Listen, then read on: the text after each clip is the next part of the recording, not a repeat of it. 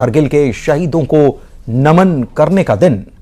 कारगिल विजय को 25 साल पूरे हो रहे हैं और इस मौके पर हम आपको बता रहे हैं वो शौर्य गाथा जिस पर हिंद को नाज है। कैसे टाइगर हिल तोलोलिंग पर फिर से कब्जा किया गया, कैसे कैप्टन विक्रम बत्रा और कैप्टन अनुज समेत देश के 527 वीरों ने देश के लिए अपनी जान कुर्बान कर दी। न्यूज 18 की टीम पहुंची कारगिल की उन्हीं चोटियों के करीब जहां बहा था भारत माता के सपूतों का लहू। देखिए कारगिल से शहीदों के नाम की यह रिपोर्ट।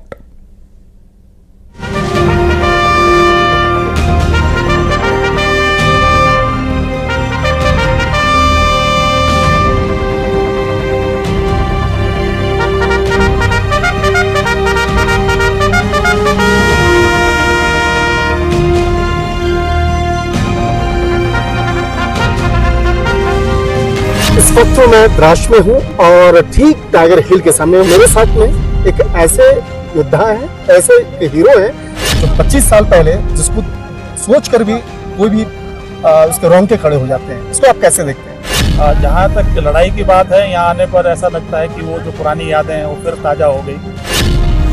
26 जुलाई यानी शौर्य का दिन, 26 जुलाई यानी पराक्रम का दिन, 26 जुलाई यानी बलिदान का दिन। 1999 में पाकिस्तानी सेना को खदेड़ते हुए भारतीय जवानों ने कारगिल में विजय पताका फहराई थी। देश कारगिल विजय के 25 साल पूरे कर रहा है तो न्यूज 18 पहुंचा है उसी टाइगर हिल पर जहां लड़ी गई थी सबसे बड़ी जंग। आज हम आपको दिखाएंगे टाइगर हिल से सबसे बड़ी ग्राउंड रिपोर्ट। तो मैं पहुंचा हूं टाइगर हिल के पास, टाइगर हिल जहां पर पाकिस्तानी सेना के जवानों को और इसके साथ साथ घुसपैठियों को भारतीय सेना ने जवाब दिया था साल 2019 में, यानी कि ठीक 25 साल पहले। और इस वक्त में मैं दिखाना चाहूंगा ये हमारे पीछे ठीक टाइगर हिल जो है वो देख सकते हैं, जो तकरीबन 18,000 फीट की ऊंचाई पर है। और जिस तरह से टाइगर हिल की अगर बात करें तो टाइगर हिल पर जिस तरह से तिरंगा फहराने के लिए भारतीय जवानों ने पाकिस्तान के हर कवच को भेद दिया था। 4 जुलाई 1999 को जब सूरज उग रहा था तो इधर भारतीय सेना के टाइगर्स ने टाइगर हिल्स पर तिरंगा लहरा दिया था। और यह वो पल था जब पाकिस्तान के धोखे को करारा जवाब मिला था और खतरनाक जंग में कई भारतीय जो जवान जो है वो भी अपने जो सुप्रीम जो कहा जा सकता है शहादत दिए थे। लेकिन इस मामले में पूरे ऑपरेशंस में पाकिस्तान को अच्छा खासा जवाब दिया गया था। देश कारगिल दिवस का जिस तरह से सिल्वर जुबली मना रहा है, यानी कि 25 साल पूरे कर रहे हैं। और जिस तरह से अगर बात करें तो 4 जुलाई साल 2099 में भारतीय सेना के बाघों ने टाइगर हिल पर जिस तरह से पाकिस्तानियों से मुक्त कराया था तो उसको आज फिर से हम याद कर रहे हैं। जिस तरह से 14 जुलाई 1999 को कारगिल युद्ध में विजय हासिल हुई थी। और इस मामले में उस वक्त के जो तत्कालीन प्रधानमंत्री थे अटल बिहारी वाजपेयी, उन्होंने इस मामले पे विजय दिवस की उस वक्त में घोषणा किया था। और अगर बात करें टाइगर हिल के साथ साथ दूसरे टॉप की अगर बात करें, ठीक पास में बत्रा टॉप है।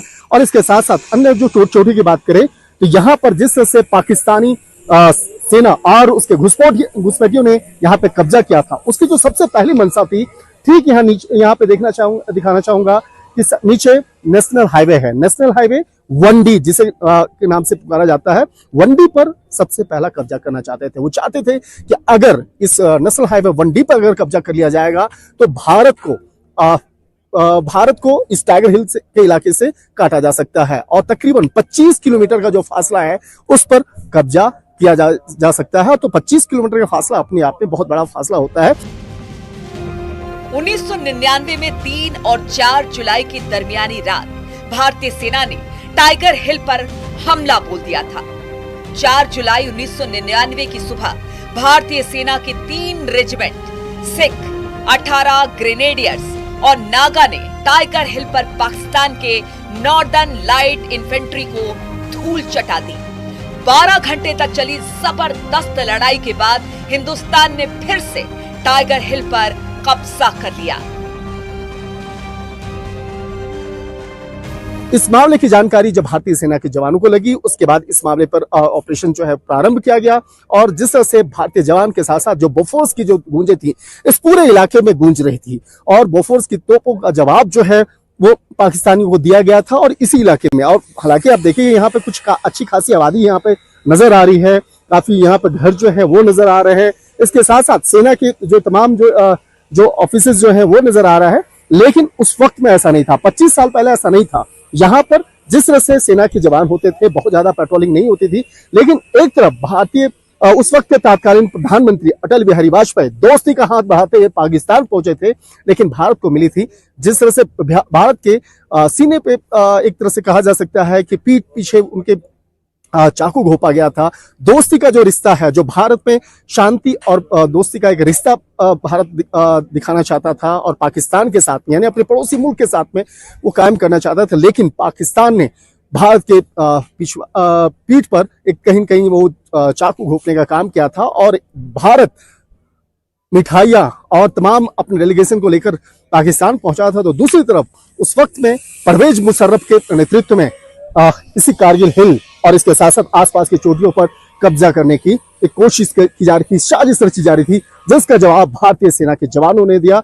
और 25 साल के बाद जब आज हम विजय दिवस के तौर पर, रजत जयंती के तौर पर इस कार्यक्रम को मना रहे हैं, तो कहीं न कहीं कहा जा सकता है कि भारतीय आन बान और शान को और बेहद मजबूती से यहाँ पर हम लोग रख रहे हैं। 4 जुलाई 1999 को उधर सूरज उग रहा था, इधर भारतीय सेना के शेरों ने टाइगर हिल पर तिरंगा लहरा दिया था।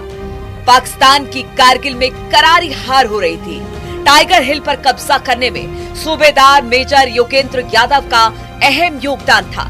दुश्मनों से लड़ते हुए उन्हें 15 गोलियां लगी थी, लेकिन घायल होने के बावजूद उन्होंने पाकिस्तानी सेना की तरफ ग्रेनेड फेंका। इससे पाकिस्तानी सेना डर गई और टाइगर हिल पर भारतीय जवानों ने कब्जा कर लिया।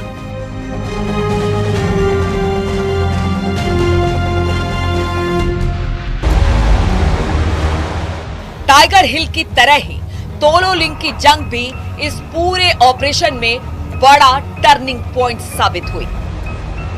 तोलो लिंक की जीत स्ट्रेटेजिक रूप से अहम थी, क्योंकि पाकिस्तानी सेना NH-1 पर नजर रख रही थी, जिससे भारतीय सेना श्रीनगर से लेह तक रसद पहुंचा रही थी। 18 ग्रेनेडियर्स को तोलो लिंक पर फिर से कब्जा करने का काम सौंपा गया था। 18 ग्रेनेडियर्स ने ब्रिगेडियर खुशहाल सिंह ठाकुर के नेतृत्व में ऑपरेशन शुरू किया। दुश्मन पहाड़ पर था, जिसके कारण ग्रेनेडियर्स भारी नुकसान हुआ।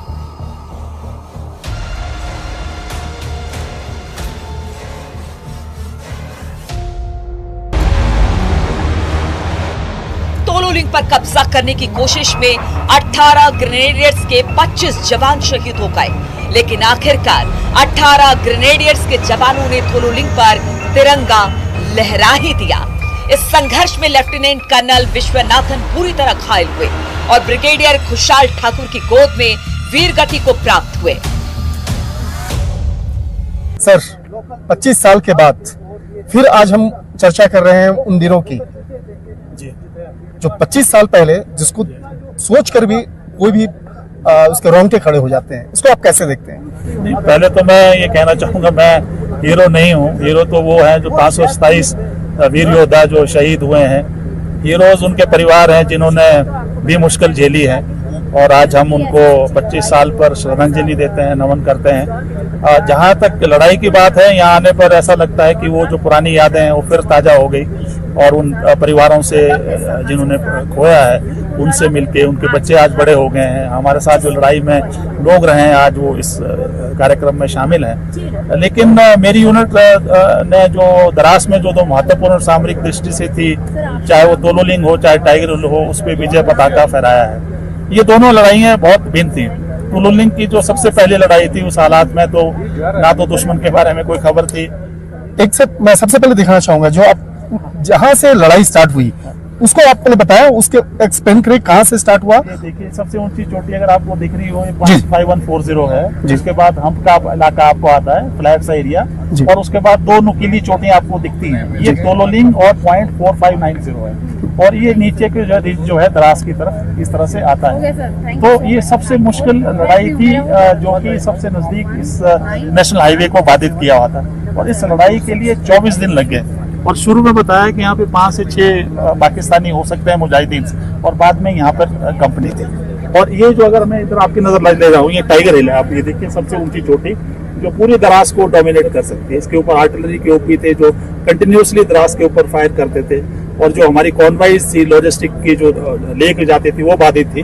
तो इन दोनों चोटियों पे 18 ग्रेनेडियर्स को विजय पताका फहराने का एक मौका मिला, और जिसके लिए 34 जो रणबांकुरे हैं 18 ग्रेनेडियर्स को खोने पड़े।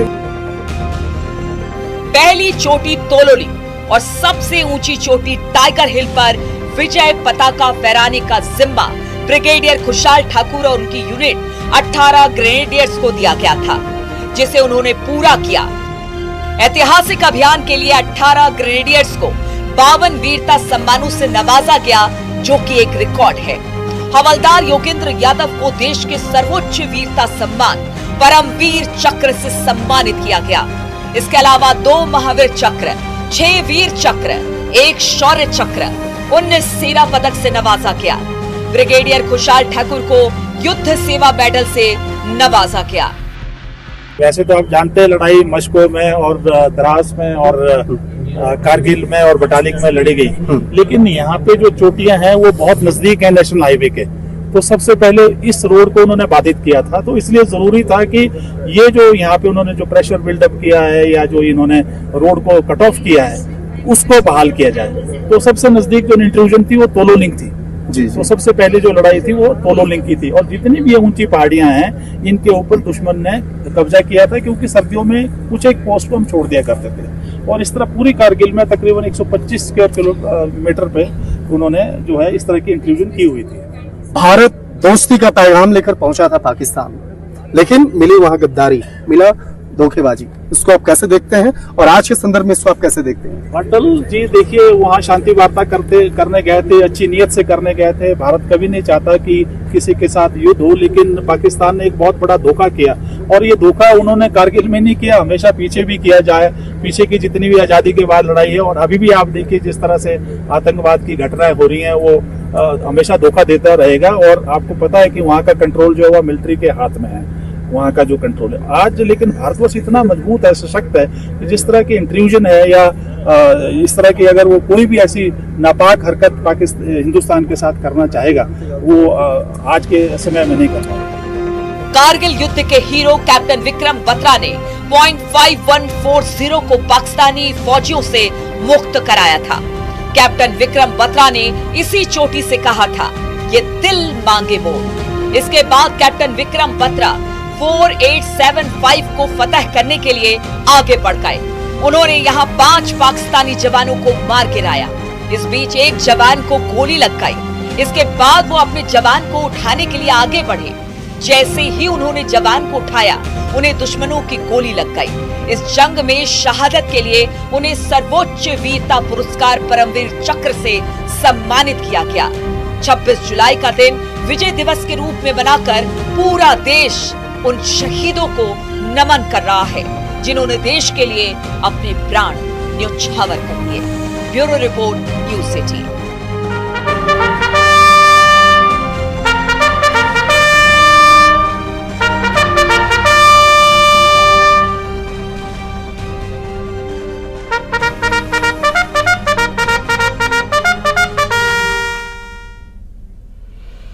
कारगिल युद्ध के दौरान राइफलमैन संजय कुमार खून से लथपथ थे, लेकिन वो लगातार पाकिस्तानी सैनिकों पर हमला करते रहे। उन्हें इस शौर्य के लिए परमवीर चक्र से सम्मानित किया गया। संजय कुमार से आप खुद सुनिए कारगिल विजय की ये कहानी। इस वक्त में मैं बात करता हूं एक ऐसे बहादुर शख्स से जिनको परमवीर चक्र से नवाजा गया। हमारे साथ में संजय साहब हैं। संजय साहब, 25 साल हो गए हम लोग विजय दिवस मना रहे हैं, लेकिन मैं आपसे वो कहानी सुनना चाहता हूँ कि कैसे हमारे देश के जवान उस जगह तक पहुंचे और पाकिस्तानियों को यहाँ से भगाया गया था, वो कहानी मैं सुनना चाहता हूँ। देखिए, ऐसा है, आप सब देख रहे हैं कि ये पहाड़ियाँ जो हैं बिल्कुल सूखे पहाड़ हैं, लेकिन इन पहाड़ों पे अगर आप जिसको बोलेंगे ना कि ऊपर तक पहुँचना कोई आसान नहीं है। सबसे बड़ी बात है कि इनमें कोई रास्ता नहीं था। रास्ते के बाद उसमें जैसे जैसे आप ऊपर चढ़ते जाओगे ऑक्सीजन की कमी आपको होगी। पानी इसमें बहुत कम जगह हैं जो ऊपर वाले जिसमें पानी का स्रोत आपको मिलेगा। और अगर ऊपर दुश्मन साथ में बैठा है और फिर ये चीज़ें प्रॉब्लम के साथ में आप ऊपर तक बढ़ना है, काफ़ी मुश्किल था। हमारे लिए सबसे बड़ी चुनौती, आधी चुनौती तो इन्हीं मौसम के साथ और इस हालात के साथ कि इसको पार करके कैसे पहुंचेंगे, और इसको पार करके जाने के बाद फिर जाके वॉर लड़ना, वो अपने आप में एक आप लगा सकते हैं आइडिया कि अलग से एक्सपीरियंस थे। नीचे नेशनल हाईवे पे वहाँ के रास्तों को ब्लॉक करने की जो ऊपर से फायरिंग हो रही है और नीचे उसके बावजूद आप लोग ऊपर बढ़ते जा रहे थे, तो किस तरह से वो मनोबल, किस तरह से वो आपकी स्ट्रेटेजी वो काम आई और पाकिस्तानियों को भागना पड़ा? मैं इसलिए बोल रहा हूँ कि जो हमारे कमांडर थे, जो उनकी प्लानिंग थी या उनके जो सोच विचार थे कि कैसे हम इस ऑपरेशन को अंजाम तक पहुँचा सकते हैं, उनकी प्लानिंगों की वजह से ही फौज जो है अपने उस पड़ाव तक पहुँच पाई जहाँ पे दुश्मन के साथ लड़ने का मौका था। और वहाँ भी जो प्लानिंग है जिसने की है, जैसे किसी भी कंपनी कमांडर ने अगर प्लान किया है कि मैं इस पोस्ट को लूँगा तो मेरा इतना कैजुअलिटी होगा, ऐसे जाऊँगा वैसे जाऊँगा, उससे अच्छा ही हुआ। क्योंकि सबसे बड़ी बात है कि लीडर जब कोई काम करता है सेना में, तो उसका जो जवान है उसको पता है कि मेरा लीडर मेरे साथ है, ठीक है, और मेरी ज़रूरत के टाइम पे या मुझे जब ज़रूरत होगी तो वो मेरे साथ होगा और मैं कुछ कर सकता हूँ। उसका मनोबल वैसा बना रहेगा। अगर पाकिस्तान वालों की तरह अगर उनका लीडर ही सबसे पहले भाग जाएगा तो कितनी देर लड़ेगा? हमारे साथ जिन पोस्टों पे हमने किया था, तो हर पोस्ट में कोई ऐसा पोस्ट नहीं था जिसमें से वो भागे थे।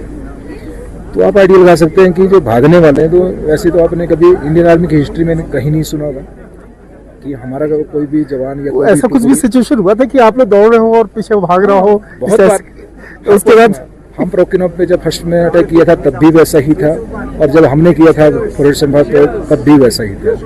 तो वो सिचुएशन उनके साथ रही है, तो उसका फायदा हमें ही मिला वैसे, क्योंकि कमांडर उनके साथ नहीं था तो वो लड़ने की शक्ति उनकी भी कम हुई और हमें उसका बेनिफिट मिला, तो हम पोस्ट को कैप्चर करने में और आसानी मिली।